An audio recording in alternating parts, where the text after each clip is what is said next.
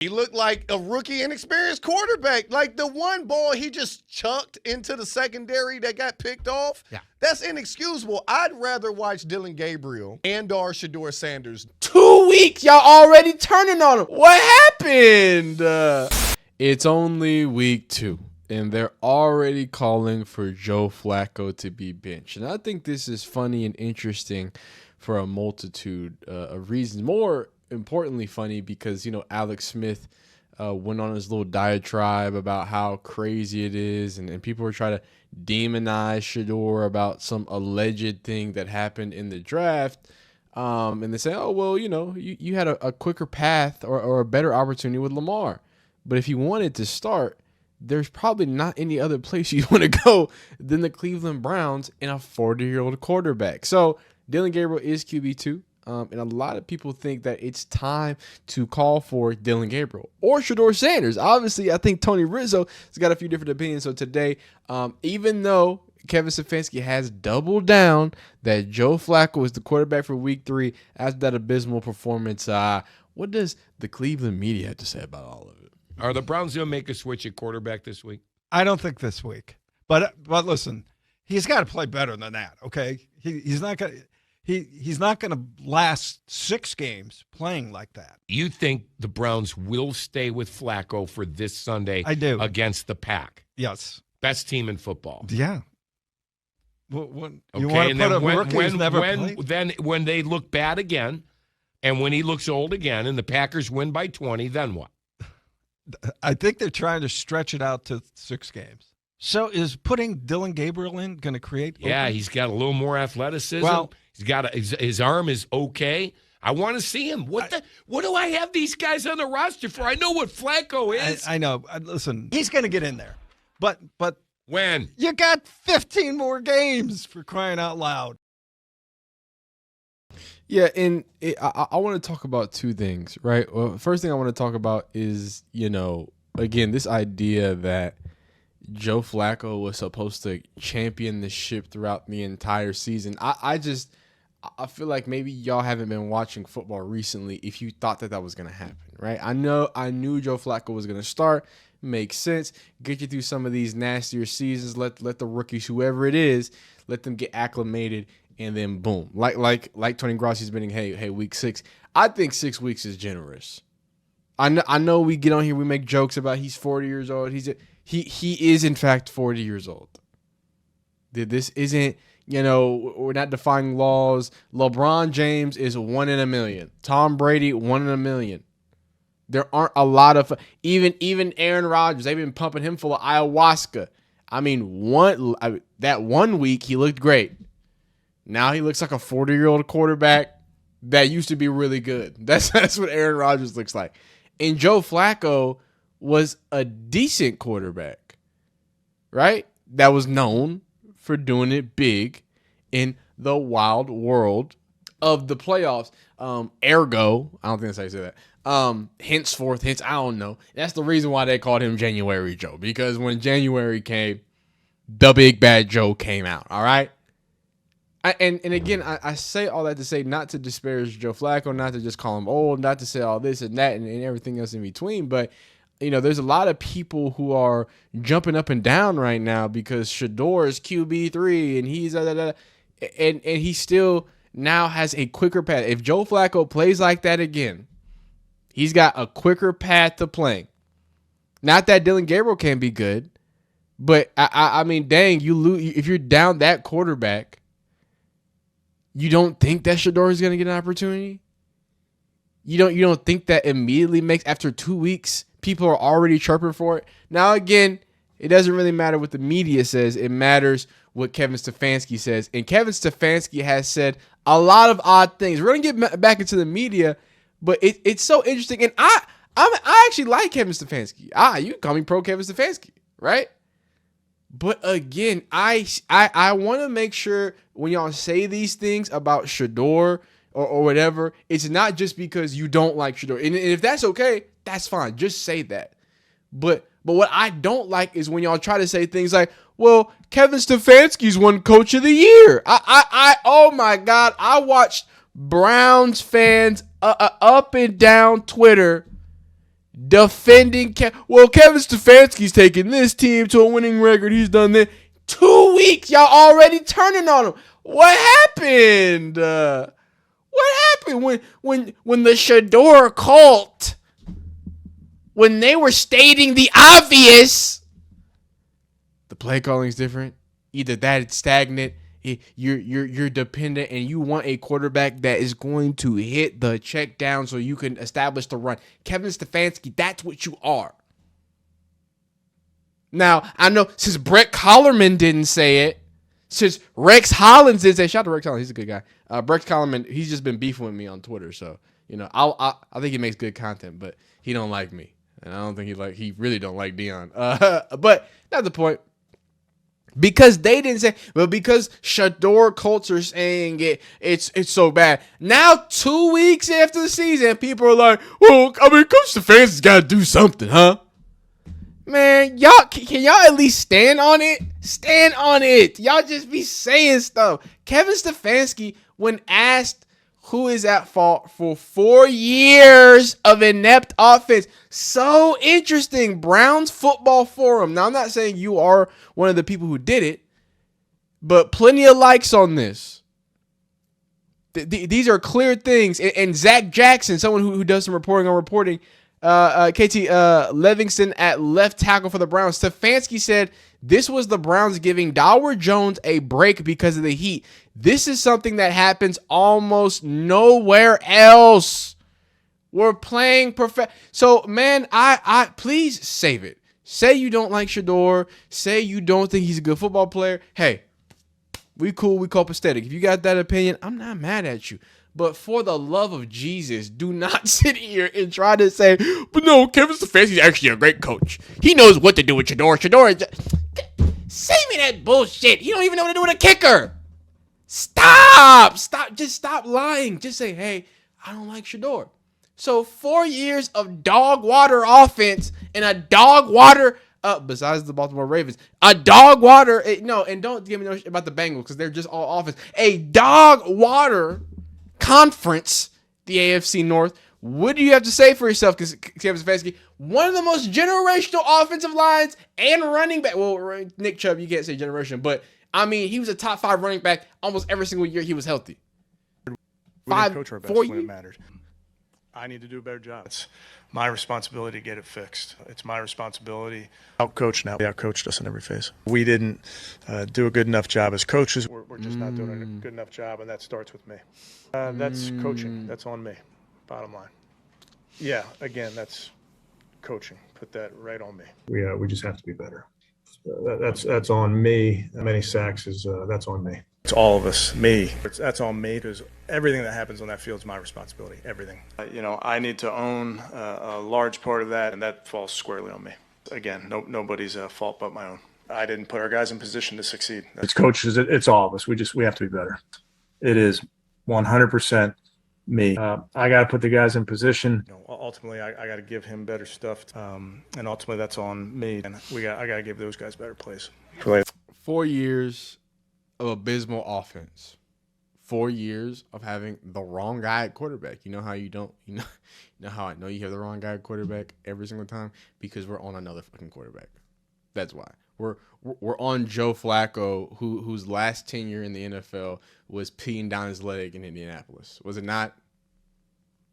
We've got to be honest, Doc. If you just don't like Shedeur, be honest, because some of y'all's answers to these things, some of y'all trying to pretend and trying to defend Kevin Stefanski because so many people now on a grand scale get to see how terrible Kevin Stefanski as a head coach is. And it might just be, I genuinely, and this is going to sound weird and kooky, I genuinely think the Cleveland Browns are cursed. There is nowhere in the world that you get one of the best left tackles in NFL history. He's going to go down as one of the best edge players in NFL history. Dynamic players all across the defense. Nick Chubb, you don't just get. How can they have all of these great players and the best they've ever been is mid since 1999, since the great shift, since the great Baltimore shift? As now I'm going to refer to it. That's not what they call it, but that's what I'm referring to it as now. I genuinely think they're just a cursed organization. It was one of the things that I was like super sad that Shedeur had to go there. I really thought wow.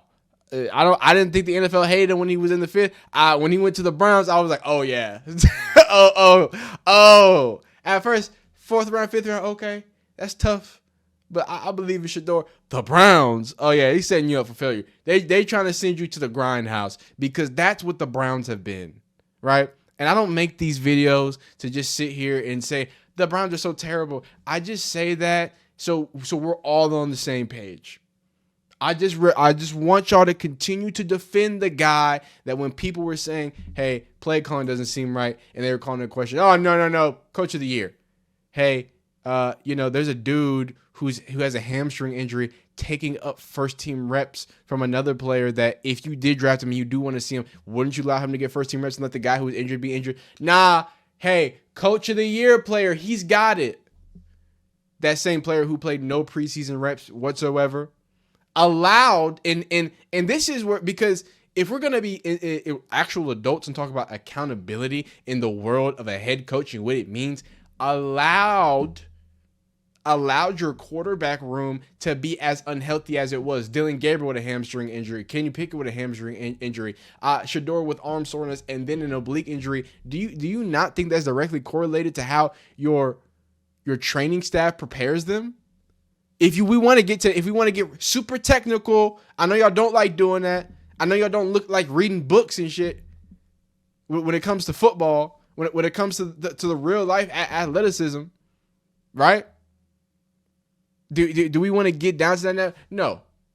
So let's not say that. Let's just, now that we can all agree Kevin Stefanski might be garbage, right? Let's not be surprised when Joe Flacco also doesn't get benched until like week 11 and y'all are 1-10.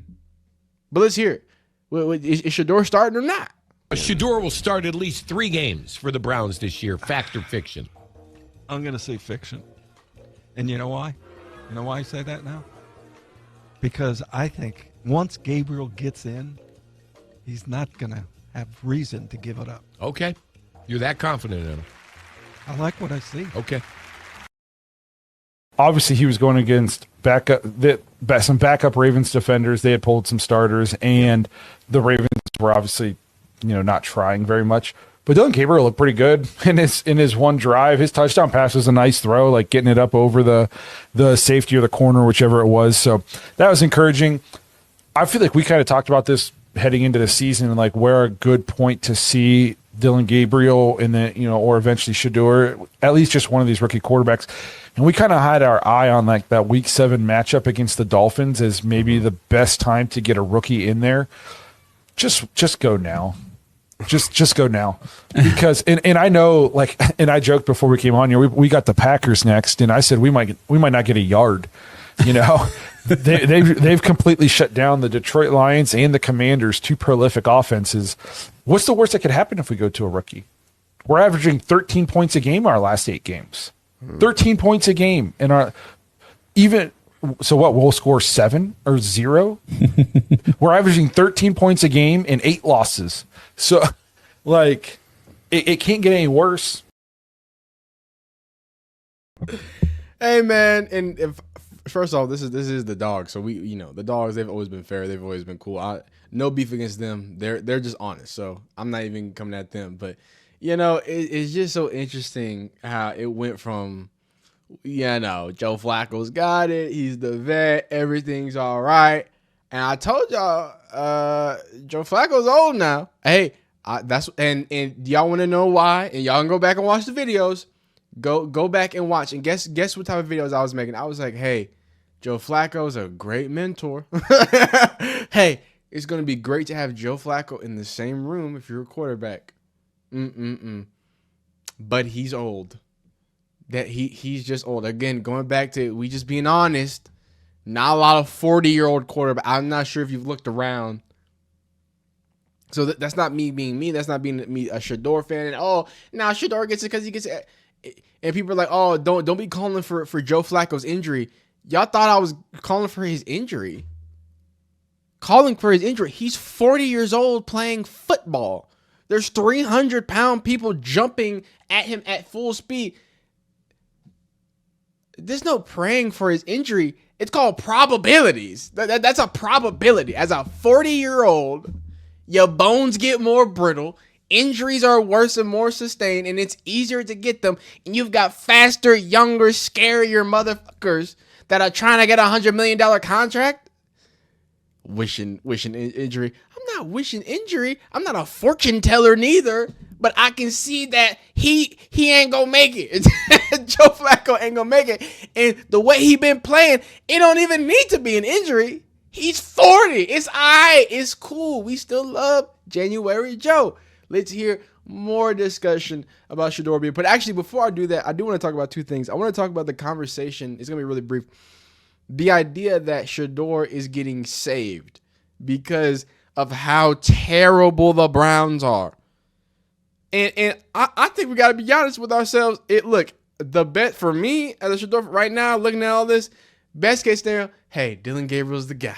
Dillon Gabriel's the guy.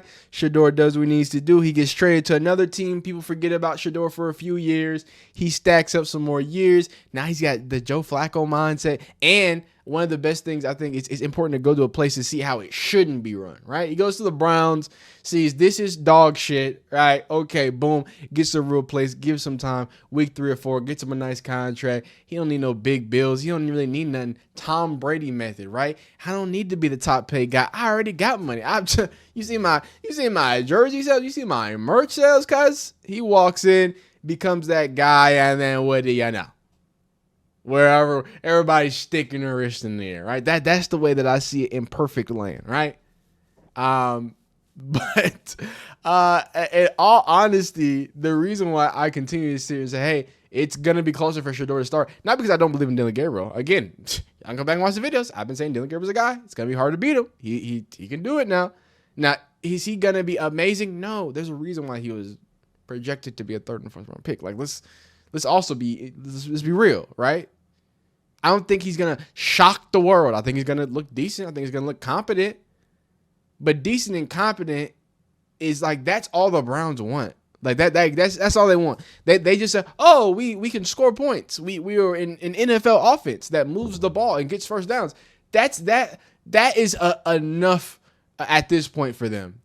But with this offensive line, with this play calling, with this receiving core, Jerry Jeudy, man, I'm praying for you, brother. Hey, Harold Fannin, I'm praying for you, brother. Let's hear some more, man. Having Joe in there, I believed was a good idea, and I think most of us did, because he's a veteran. Yeah. He's not going to do the things that like a rookie inexperienced quarterback would do. He looked like a rookie inexperienced quarterback. Like the one ball he just chucked into the secondary that got picked off, that's inexcusable. I'd rather watch Dillon Gabriel and/or Shedeur Sanders do that. Right. Struggle as they grow, as opposed to look. Not being 40 years old and doing stuff like that. And that is a great point. Again, I want y'all to remember, and that's why I was pro Joe Flacco too. Hey, like they talked about in the video before. Hey, y'all, there's a slate coming. You got the Packers, and then you got you got some defenses coming, dog. You got the it's gonna get real nitty and gritty until the Dolphins, because the Dolphins are terrible. So I don't know how that happened, but anyway, so the mindset I think was great. I think it made sense, but I think with that mindset also came with, because you're gonna get, regular Joe Flacco, just bare minimum, get the ball where it needs to be and do what it needs to be. That's not what Joe Flacco looked like. The first game, hey, not your fault, Big Joe. This game, it's all your fault, Joe. Let's hear it. Are you ready for Gabriel? I am. I said it yesterday, and I'll say it again. Are you ready for Gabriel? It doesn't matter. All right, give me a Can I believe in something, for God's sake? Nah. You're going to see plenty of Dillon Gabriel this year. Will I get to see my guy? Yes. You'll see plenty of him. Will I get to see Shedeur? You'll see plenty Do of you him, think too. now, Chris, after this start, Shedeur is going to start a couple games? What do you think? Oh, yes. Hell yeah. Yes. Shedeur might be in there by the time we land in London. And this is why I'm gonna close this video out. This is not good, Shedeur fans. As a lieutenant in the Shedeur Brigade, right? Again, I'm not the highest, but I'm around there.